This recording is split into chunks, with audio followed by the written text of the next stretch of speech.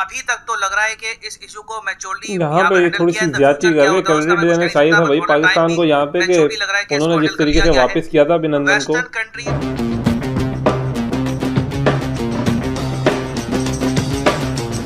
अस्सलाम वालेकुम गाइस, क्या हाल है? मेरे सब ठीक ठाक होंगे, खैरियत से होंगे। आप देख रहे हैं सादी रिएक्ट्स यूट्यूब चैनल और मेरा नाम है सरदार साद।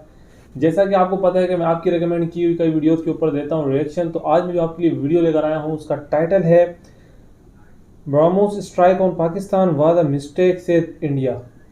रिसेंटली आपको याद होगा कि कल या परसों DGISPR पाकिस्तान के जो हैं उन्होंने मेजर जनरल इफ्तिखार ने एक प्रेस कॉन्फ्रेंस में कहा था कि भाई एक रॉकेट हमने डिस्ट्रॉय किया था जो इंडिया से फायर किया गया था, और उसी सीक्वेंस से ये खबर जुड़ी हुई है और आज ये वर्ल्ड अफेयर ने भी इसको तस्दीक कर दी है।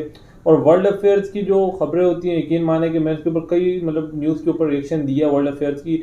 बहुत हद तक इनकी न्यूज़ जो है वो एक्यूरेट होती है और पॉजिटिव न्यूज़ होती है। और पॉजिटिव से मुराद ये है कि भाई एक्यूरेसी होती है, झूठ नहीं होता। जो भी चीज़ होती है हाँ होती है ना होती है, चाहे इंडिया के रिलेटेड हो, चाहे पाकिस्तान के, चाहे दुनिया के किसी भी कोने से, एग्जैक्ट आपको खबर देंगे।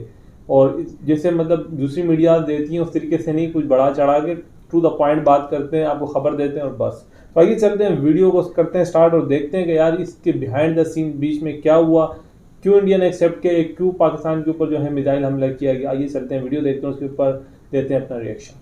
सो अब ये बात कंफर्म हो चुकी है कि इंडिया ने गलती से एक मिसाइल स्ट्राइक कर दिया है पाकिस्तान पर, और भारत सरकार ने यहाँ पर ये बात एक्सेप्ट कर ली है। यहाँ पे आप देखोगे ये नोटिफिकेशन है from the press information bureau. यहाँ पर लिखा है statement on accidental firing of missile 9 मार्च को गलती से एक टेक्निकल मालफंक्शन की वजह से एक इंडियन मिसाइल गलती से पाकिस्तान में चला गया। और बाकी डिटेल्स पाकिस्तान ने दी है कि पाकिस्तान की धरती में ये 124 किलोमीटर गया deep with in minutes, 3 minute के आसपास इसने बहुत लंबा सफर तय कर लिया। पाकिस्तानी एयरफोर्स को मौका नहीं मिला इसको प्रॉपर्ली ये लोग डिटेक्ट कर पाए, और इसको ये लोग शूट डाउन भी नहीं कर पा रहे थे। सुपरसोनिक स्पीड से मिसाइल जा रहा था। और आगे भारत सरकार ने ये भी लिखा है कि हम रिग्रेट करते हैं कि ऐसा हुआ है, ऐसा नहीं होना चाहिए था। थैंकफुली किसी को यहाँ पर चोट नहीं पहुंची, कोई कैजुअलिटीज यहाँ पर हुई नहीं है। हालांकि पाकिस्तानी गवर्नमेंट ने कहा था कि कुछ जो यहाँ पर सिटीजन्स हैं उनकी प्रॉपर्टी को थोड़ा बहुत डैमेज हुआ था। और मैं यहाँ पर ये नोटिस कर रहा था कि इस न्यूज को लेकर पूरा वेस्टर्न मीडिया लिटरली शॉक्ड है, क्योंकि वेस्ट में आप अगर देखो, यूएस, यूरोप में, उनका मीडिया ये बात एक्सेप्ट नहीं कर पा रहा कि इंडिया पाकिस्तान दो न्यूक्लियर आर्म कंट्री, यहाँ पे एक मिसाइल मिसफायर हो जाता है। दोनों कंट्रीज ने ऑब्वियसली, देखो अब ये जो हम यहाँ पे अनाउंसमेंट्स देख रहे हैं ये तो आ रही है लोगों के लिए। मेरे हिसाब से क्या हुआ होगा कि 9 मार्च को जब ये मिसाइल इंडिया ने फायर किया, गलती से यहाँ पर डायरेक्शन इसकी चेंज हो गई, पाकिस्तान में चला गया। इमीडिएटली इंडियन गवर्नमेंट ने बातचीत करी होगी पाकिस्तान से, यहाँ पर डिस्कस किया होगा कि हुआ क्या है, हमने उनको बताया होगा कि इशू क्या था। पाकिस्तान ने भी काफी मैच्योरिटी दिखाई, इन लोगों ने आराम से अपने लोगों को बताया कि देखो यहाँ पर ये सब हुआ है। थैंकफुली कोई कैजुअलिटीज यहाँ पर नहीं हुई है। सबसे बड़ी बात है यार, कोई कैजुअलिटी नहीं हुई, कोई नुकसान नहीं हुआ।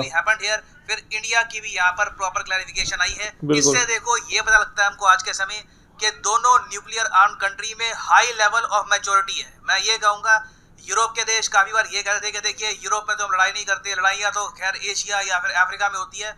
ये एक बहुत ही अच्छा एग्जाम्पल है जहां पर दोनों कंट्रीज ने एक बहुत ही लेवल हेडेड तरीके से इस इशू को डील किया है। क्योंकि देखो मिसाइल्स मिसफायर होते हैं, ये अनफॉर्चुनेट इंसिडेंट्स होते हैं, साल में 1-2 बार दिखता है कि ऐसा इंसिडेंट कहीं पे हो, मगर मिसाइल्स ऐसा नहीं है कि बिल्कुल आपके 100% सुपरसोनिक स्पीड से जाने वाला मिसाइल, यार ये बहुत रिस्की है भाई। अभी रिसेंटली आप अगर देखो तो यूक्रेन रशिया वॉर में रशिया के इतने सारे मिसाइल्स मिसफायर हुए हैं। ये लोग अटैक कर रहे थे यूक्रेन की जमीन को, गलती से जो कार्गो शिप्स है बांग्लादेश की, हाँ, वो भी हिट हुए हैं बिल्कुल इसी तरीके से लगे हैं। उससे पहले भी आप अगर जाओ तो 2016 में एक इनफेमस इंसिडेंट हुआ था जब ताइवान ने गलती से ब्रेव विंड नाम का एक मिसाइल चाइना की एक शिप को मार दिया था। मिलिट्री शिप नहीं थी, फिशिंग बोट थी यहाँ पर, मगर ताइवान की मिलिट्री यहाँ पर टेस्ट करी थी, मिसाइल मिसफायर कर गया। और जो यहाँ पर फिशरमैन थे, 1 या 2 फिशरमैन यहाँ पर मारे गए। चाइना ने कहा कि देखिए कंपनसेशन आपको देनी होगी। इवेंचुअली ताइवान ने यहाँ पर कंपनसेशन भी दी, मगर दोनों देशों ने इशू इवेंचुअली रिजॉल्व कर दिया। फिर उसके पहले आप जाओ तो 2003 में एक इंसिडेंट हुआ था जब यूएसए ने 2 मिसाइल मार दिए थे टर्की पर। जी हाँ, यूएसए की मिसाइल मिसफायरिंग हुई थी। टर्की में कुछ लोगों को चोटें भी आई इसमें, और टर्की और यूएस ने आपस में एक अंडरस्टैंडिंग डेवलप कर रखी थी, दोनों नेटो कंट्रीज हैं। फिर 2017 में तो आप अगर देखो तो एक बहुत ही यूनिक केस हो गया जब यूके का एक न्यूक्लियर वॉरहेड कैपेबल मिसाइल बिल्कुल यूएस की एक स्टेट है फ्लोरिडा, उसके पास जाकर गिर गया। ये था ट्राइडेंट मिसाइल फेलियर। तो देखो मिसाइल चाहे दुनिया में जो भी हो, कहीं ना कहीं मतलब खतरनाक यार, मतलब हादसात हुए दुनिया में। पाकिस्तान में भी इनमें से चंद एक मुझे पता थे, लेकिन ज्यादातर का मुझे इल्म नहीं था। उस पर वॉर स्टार्ट नहीं हो जाएगी। अब यहाँ पे हमको ये भी देखना होगा कि ब्रह्मोस अपने आप में कितना ज्यादा लीथल वेपन है। I mean, ये आपके सामने है, पाकिस्तान कुछ कर नहीं पाया था। ऑब्वियसली देखिए, हम कभी भी नहीं चाहेंगे कि इंडिया पाकिस्तान के बीच में वॉर हो। हम यूक्रेन में देख रहे हैं, रशिया में देख रहे हैं, it only brings destruction, economic losses होते हैं, इससे रीजन पीछे चला जाता है। But purely tactical point of view आप अगर देखें तो ब्रह्मोस मिसाइल की जो कैपेबिलिटी है, ये हमको यहाँ पर पता लगी है। सुपरसोनिक स्पीड से ये मिसाइल गया पाकिस्तान में, इन लोगों को रिएक्शन करने का भी टाइम नहीं मिला। और शायद अब हम सब लोग जेन्युइनली समझ पाएंगे कि पाकिस्तान बहुत ज्यादा कंसर्न क्यों है ब्रह्मोस के सेकंड वर्जन ब्रह्मोस 2 को लेकर, क्योंकि जब इंडिया के पास एक हाइपरसोनिक मिसाइल आ जाएगा तो इंडिया और भी ज्यादा जल्दी हिट कर पाएगा पाकिस्तान को। तो इससे बहुत बड़ा एडवांटेज मिल जाता है इंडिया को। और 2021 में पाकिस्तान के जो प्रेसिडेंट है आरिफ अलवी, इन्होंने ऑन रिकॉर्ड कहा था कि BrahMos 2 is a huge concern for Pakistan. Things are different today. The region is being destabilized by armaments in a manner with which we believe that if these armaments are supplied to India, Pakistan will have to bend over backwards to achieve some kind of balance. Let me mention to you, Marshal Saab, BrahMos 2, the possibility of hypersonic missiles which are going to at 8.5 Mach or 8 times or 8.5 times the speed of sound, within minutes it will be inside Pakistan. So therefore, there should be these issues should be tackled. We must increase our defenses to fight against a self-described enemy. For Pakistan, we want peace. We don't want to have enemies. तो generally देखिए, ब्रह्मोस एक game changer है। और यहाँ पे हमको Russia की जो इम्पोर्टेंस है हमारे डिफेंस पर्सपेक्टिव से ये भी पता लगती है। किसी और कंट्री ने हमको सुपरसोनिक टेक्नोलॉजी वाला मिसाइल प्रोवाइड नहीं किया। ऑब्वियसली ब्रह्मोस में इंडियन साइंटिस्ट का भी बहुत ही बड़ा योगदान है, उसको हम डिस्काउंट नहीं कर सकते। मगर क्लियरली रशिया की भी यहाँ पर पार्टिसिपेशन रही है। ब्रह्मोस 2 में भी रशिया हमारी हेल्प कर रहा है। And the supersonic and hypersonic missiles ये गेम चेंजर्स हैं, क्योंकि इन दी एंड जब देखिए, भगवान ना करे मगर मान लीजिए जब वो स्थिति आ जाती है न्यूक्लियर वॉर की, तब it is all about who strikes first, कौन पहले अटैक करता है सर्वाइवल के लिए। उस केस में supersonic and hypersonic missiles give India a huge edge. और इस पर्टिकुलर केस में आप अगर देखें तो मियां चानू, जहाँ पे ये सब ब्रह्मोस मिसाइल ने हिट किया था, वहाँ पे पाकिस्तान का एक मिलिट्री बेस भी है। तो यहाँ पे आप समझ सकते हैं कि कल को अगर वॉरहेड माउंट करके हमें मिसाइल दागते पाकिस्तान की तरफ, तो यहाँ पर क्या होता है। और इससे हमको ये भी समझ में आता है कि अभिनंदन पायलट वाले केस में पाकिस्तान ने क्यों विद इन आवर्स अभिनंदन को वापस भेज रहा इंडिया को, क्योंकि मिसाइल थ्रेट जो था इंडिया की तरफ से that was pretty much there. हमारे पीएम भी कह चुके हैं कि अगर पाकिस्तान हमारे पायलट को वापस ना करता तो हम मिसाइल यहाँ पर फायर कर देते। और यहाँ पर मैं यही बता दूं कि इवन दो इंडिया और पाकिस्तान ने अभी तक तो लग रहा है कि इस इशू को मैच्योरली यहाँ पे थोड़ी सी ज्यादती कर रहे, क्रेडिट देना चाहिए था भाई पाकिस्तान को यहाँ पे कि उन्होंने जिस तरीके से वापस किया था अभिनंदन को। वेस्टर्न कंट्रीज काफी बार इंडिया और पाकिस्तान इवन बाकी कंट्रीज पर भी प्रेशर डालेंगी कि न्यूक्लियर वेपन्स धीरे धीरे कम करो, क्योंकि एक्सीडेंट का डर हमेशा रहता है। और मैं यहाँ पर कहूंगा कि देखिए, बात कई जो एक्टिविस्ट हैं वो गलत नहीं करते कि दुनिया में हर देश को ऑल टुगेदर न्यूक्लियर वेपन्स कम करने चाहिए। क्योंकि आप मान के चल लीजिए, किसी दिन ये जो मिसाइल मिसफायर होते हैं, इसमें एक न्यूक्लियर बॉम्ब का अगर मान लो मिसफायर हो गया, दैट विल बी ह्यूमंगस। उससे हम इमेजिन नहीं कर सकते कि कितनी डिस्ट्रक्शन आएगी। तो ये इशू इंटरनेशनली अभी बहुत डिस्कस किया जाएगा। इंडिया पाकिस्तान रिलेशंस पर भी फिर से बातचीत होगी। यूएस की जो एक रिपोर्ट आई थी, आपको याद होगा, जहाँ पे यूएस ने कहा था कि इंडिया और पाकिस्तान के बीच में वॉर होने वाली है बहुत ही जल्द। उसको भी लोग फिर से पढ़ेंगे कि वो रिपोर्ट काफी हद तक ऑलमोस्ट सच हो ही गई थी। तो this will be news for a very long time. तो गाइज ये थी वीडियो इनकी कि ब्रह्मोस मिसाइल ने जो है वो किस तरीके से पाकिस्तान के अंदर मियां चन्नू के अंदर जो है वो हिट किया है। अच्छा, बिहाइंड द स्टोरी में एक आपको छोटी सी सुनाऊंगा, उसके बाद इसके ऊपर बात करेंगे, डिबेट करेंगे। कि सीन कुछ ऐसा था कि मैं फेसबुक यूज़ कर रहा था रात के टाइम पे, अचानक से फेसबुक के ऊपर मैंने देखा भाई एक बंदे की वीडियो आ रही है और वो कह रहा है कि भाई पाकिस्तान का जहाज़ गिर गया है, तो इसमें कोई हो सकता है कि कोई पायलट वगैरह भी हो। तो वो मतलब ये वीडियो बना रहा था कि फेसबुक पे मतलब वो वीडियो थी अपलोड की हुई कि यहाँ पे वो समझ रहे थे, क्योंकि देहाती लोग थे, वो समझ रहे कोई जहाज़ गिर गया, शायद पायलट ज़ख्मी होगा। तो वो कह रहा था भाई रेस्क्यू की टीमें जल्दी जल्दी यहाँ पहुँचे। और ये वो मियां चन्नू की वीडियो थी छोटी सी। उसके बाद अगले दिन जो DGSPR ने भाई प्रेस ब्रीफिंग में बता दी कि भाई इंडिया की तरफ से जो है मिसाइल जो है इस तरीके से फायर हुआ और इस तरीके से मियां चन्नू में गिरा है।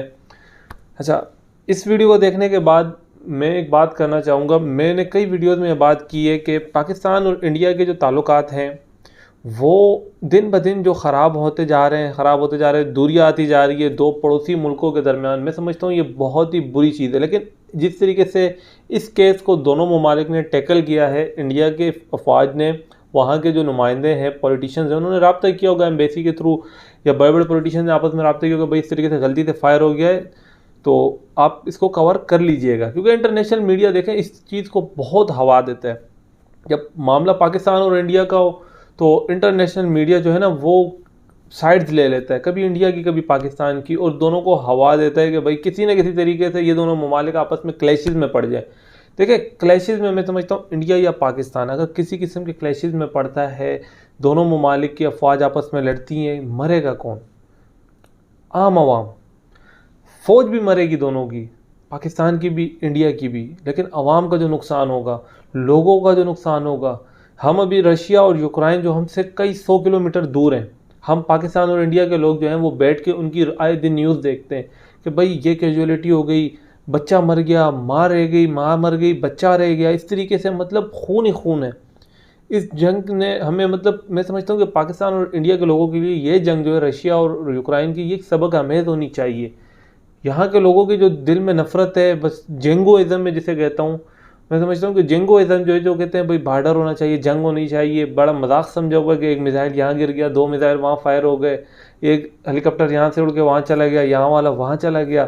तो ये लोगों ने समझा हुआ एक मजाक है, एक खेल है, जो हम खेलेंगे तो बहुत अच्छा होगा, हमने उनके 10 मार देंगे, वो हमारे 5 मार देंगे, हम उनके 5 मार देंगे, वो हमारे 10 मार देंगे। ये खेल नहीं होता भाई, इसमें नस्लें तबाह हो जाती हैं, ख़ानदान तबाह हो जाते हैं, लोगों की बर्बादी है, मुल्क की इकॉनमी ज़ीरो पे आगे खड़ी हो जाती है, ख़ित्ता आपका मतलब किसी काम का नहीं रहता है। साउथ एशिया के 2 बड़े पिलर हैं, इंडिया तो देखें साउथ एशिया में अगर 2 बड़े पिलरों की बात की जाए, इंडिया और चाइना है, नो डाउट। लेकिन पाकिस्तान भी जितना बड़ा मुल्क है, जितनी बड़ी आबादी है, ये भी अपना मकाम रखता है साउथ एशिया में। अब इंडिया और पाकिस्तान की रिवायती जंगें जिस तरीके से पीछे हुई हैं, 48 में हुई, 65 में हुई, 71 में हुई, 98 में हुई, इतनी जंगें हम लड़ चुके हैं। छोटी छोटी मतलब सीज़ फायर हम दोनों तरफ से वायलेशंस होती रहती हैं। मैं ये कहता हूँ कि सिर्फ पाकिस्तान की तरफ से होती हैं या इंडिया की तरफ से नहीं होती है, इंडिया करता है सिर्फ पाकिस्तान की, दोनों तरफ से होती हैं। देखें दोनों तरफ से सीज़ फायर की खिलाफ वर्जी बॉर्डर्स के ऊपर होती रहती है। तो इसका नुकसान किसको है? इंडिया को है या पाकिस्तान को है? दूर बैठे ना रशिया को है, दूर बैठे ना अमेरिका को है, ना किसी और तीसरे चौथे मुल्क को है।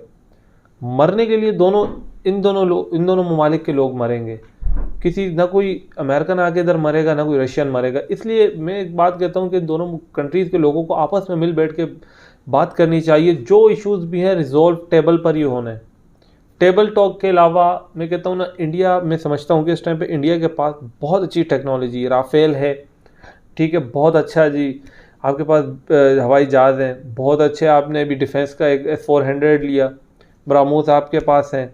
उसके अलावा इंडिया जो है ब्रह्मोस 2 बनाने जा रहा है, और सबमरीन्स हैं, और जो कि पाकिस्तान के पास सबमरीन्स नहीं है, इंडिया के पास हैं, जो उन्होंने मेरे ख्याल में रशिया और फ्रांस वगैरह से, रशिया से गालिबन ली थी सबमरीन 6-7 हैं, और बहुत सारे अच्छा एरोप्लेन कैरियर्स हैं इनके पास बेरिया में, जिसकी मैंने कई वीडियोस देखी हैं।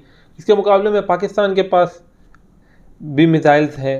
अब J-10 की हालिया इन्होंने ख़रीदो फ़रोख्त की चाइना के साथ पाकिस्तान ने, तो दोनों कंट्रीज़ जो हैं वो असले की ख़रीदो फ़रोख्त की रेस में लगे हुए हैं, और दोनों ममालिक के जो अवाम हैं, जो लोग हैं, जो गरीब है, वो यूरोप में जाके, सऊदीया में जाके, दुबई में जाके छोटी छोटी नौकरियां करके अपने अपने घरों को पाल रहे हैं, क्योंकि इन दोनों मुल्कों के जो बड़े हैं वो इस टाइम पे एक दूसरे से बचाव के लिए जो है ना वो असला जमा कर रहे हैं।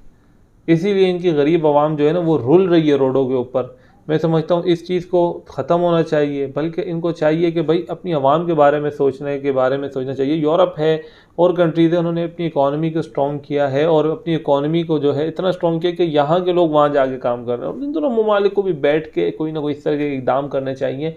देखें ये बात अभी बात जितनी करूँगा बात उतनी लंबी होती चली जाएगी, क्योंकि तारीख़ हमारी और इंडिया की जो है वो ऐसी है कि जंग ही जंग नज़र आती है, खून ही खून नज़र आता है, चाहे इस तरफ का हो चाहे उस तरफ का हो।